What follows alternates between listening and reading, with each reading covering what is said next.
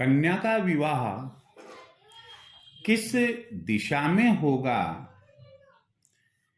इसके संबंध में हम ज्योतिषविद ज्योतिष शास्त्रियों के पास जाते हैं और उनसे पूछते हैं कि हमारी कन्या का विवाह किस दिशा में होगा, किस डायरेक्शन में होगा।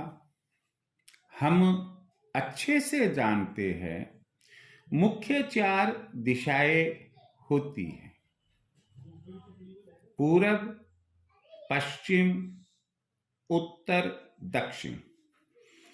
इनमें से किस दिशा में कन्या का विवाह होगा, यह हर माता पिता जानना चाहते हैं। यहां मैं आपके साथ कुछ इस संबंध में साधारण से साधारण सूत्र शेयर करूंगा, जिससे लगभग आप घर बैठे ही अंदाजा लगा सकते हैं, यह जान सकते हैं कि आपकी कन्या का विवाह किस दिशा में होने की संभावना है। यह विचार हम शेयर करें। मैं आपको यह चीज तो बता ही देना चाहता हूं कि देखिए, ज्योतिष हो चाहे वास्तुशास्त्र हो या आयुर्वेद हो, जब तक हमारा इस पर विश्वास है तब तक ये काम करते हैं।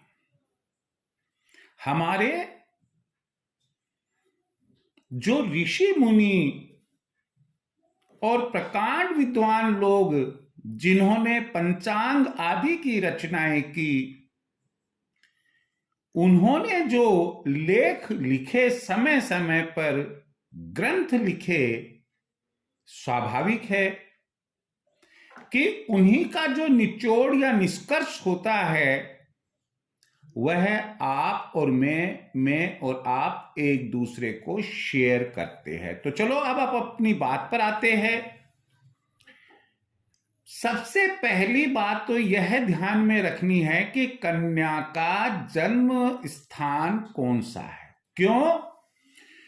क्योंकि जन्म स्थान से ही विवाह की दिशा तय होती है।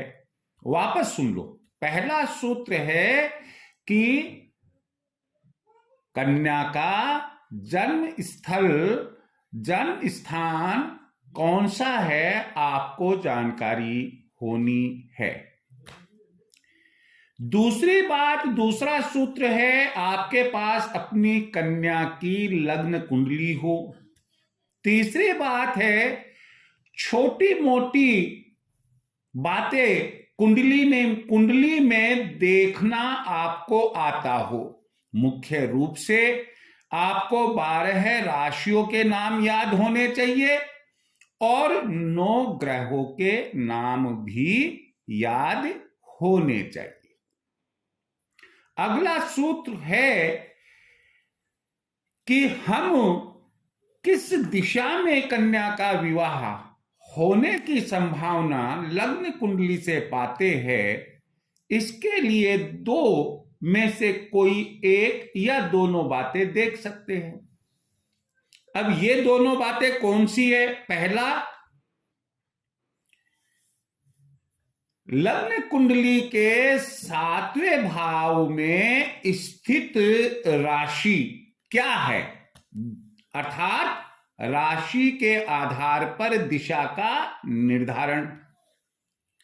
और दूसरी बात है कि 7वें भाव में, जिसे कि दांपत्य भाव भी कहते हैं, जीवन साथी का भाव भी कहते हैं, उस भाव में ग्रह कौन सा बैठा हुआ है। जैसा कि आप जानते हैं राशि मेष, वृषभ, मिथुन आदि आदि मीन तक 12 होती है।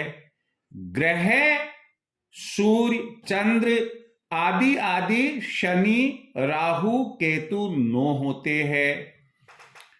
तो पहले हम आपको बताने जा रहे हैं कि यदि आप राशि के अनुसार विवाह की दिशा जानना चाहते हैं तो आप कलम पेन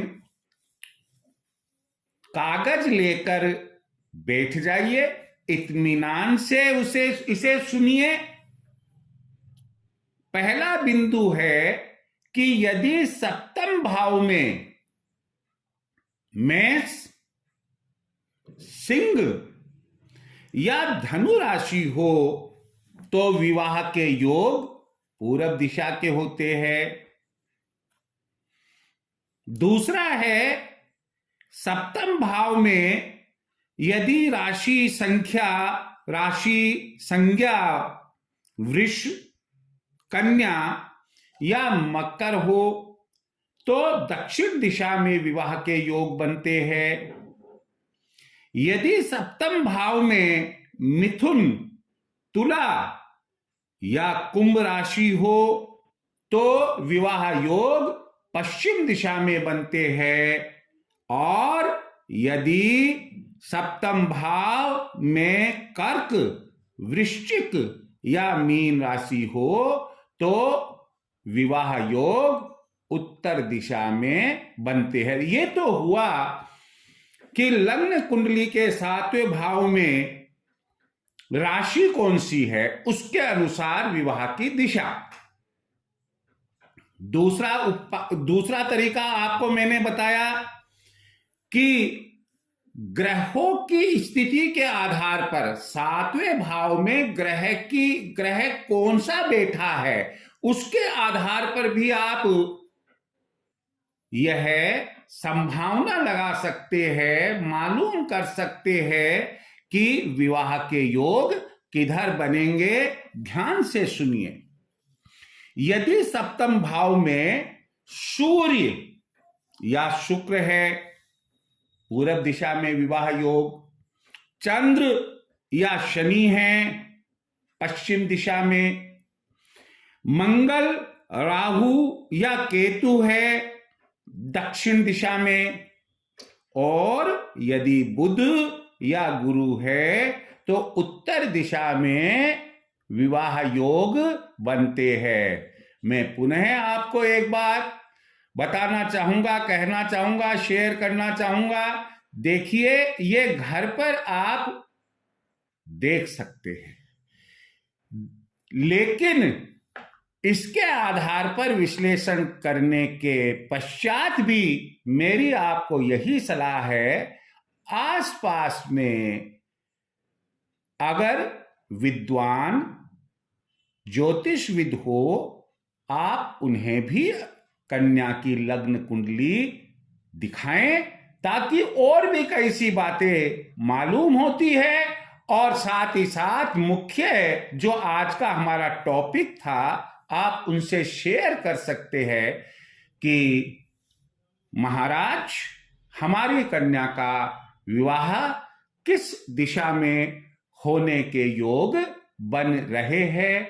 उम्मीद है कि आज का यह टॉपिक आपके लिए मददगार होगा, सहायक होगा। जय श्री कृष्ण।